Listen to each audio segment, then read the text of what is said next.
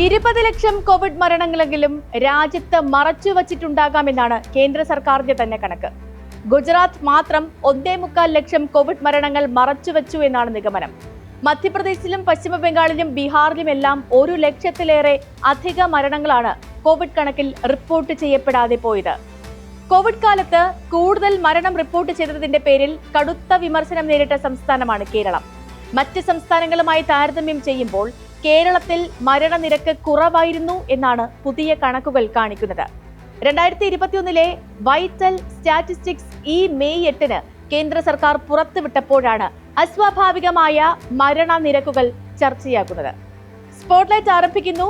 സംസ്ഥാനങ്ങൾ മൂടിവെച്ച കോവിഡ് മരണങ്ങൾ പുറത്തെത്തുമ്പോൾ 2021 മരണനിരക്ക് 2019 കോവിഡിന് മുൻപുള്ള കണക്കുമായി താരതമ്യം ചെയ്യുമ്പോഴാണ് ഞെട്ടിക്കുന്ന അസ്വാഭാവികത പുറത്തുവരുന്നത്.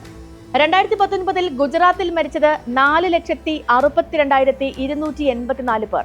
2021 മരിച്ചത് 7,25,537.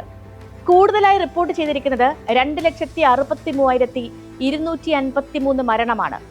ജനസംഖ്യാനുപാതികമായി ഉണ്ടാകുന്ന വർധന കഴിഞ്ഞാൽ ഉത്തരമില്ലാത്ത മരണം 1,96,406.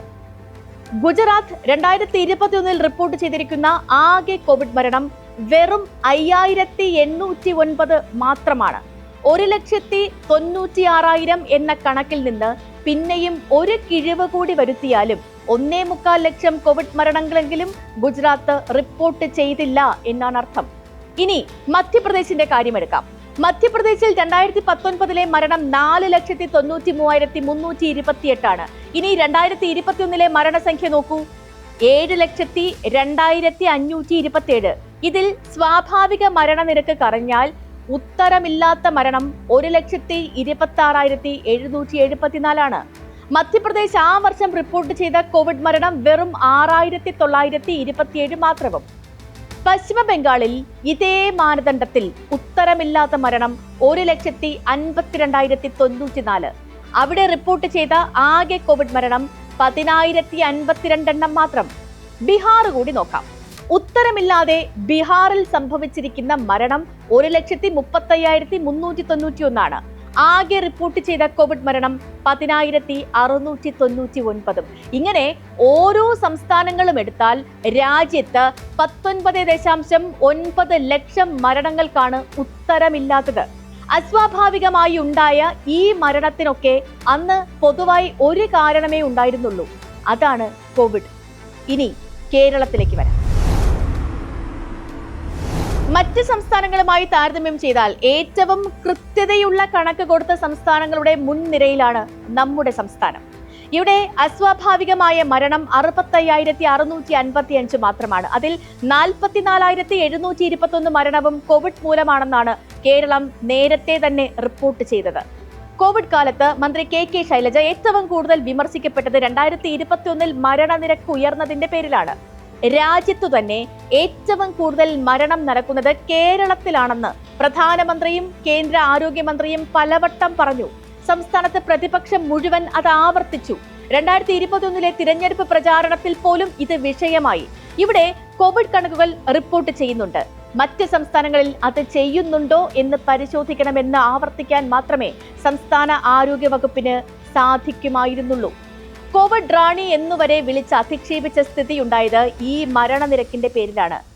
ഇനി നോക്കാം കോവിഡ് കാലത്ത് ഏറ്റവും കൂടുതൽ മരണമുണ്ടായ സംസ്ഥാനങ്ങൾ ഏതൊക്കെയാണെന്ന്. ഗുജറാത്തിലെ 1.25 ലക്ഷം മരണം കോവിഡ് മൂലമാണോ എന്ന് സ്ഥിരീകരിക്കാൻ ഇനി പരിശോധനയൊന്നും സാധ്യമല്ല. ഇതാണ് മുൻനിര സംസ്ഥാനങ്ങളിലെ റിപ്പോർട്ട് ചെയ്യപ്പെടാത്ത അസ്വാഭാവിക മരണങ്ങൾ. മഹാരാഷ്ട്ര 2,48,784. തമിഴ്നാട് 1,64,204. കർണാടക 1,56,774. പശ്ചിമ ബംഗാൾ 1,52,094.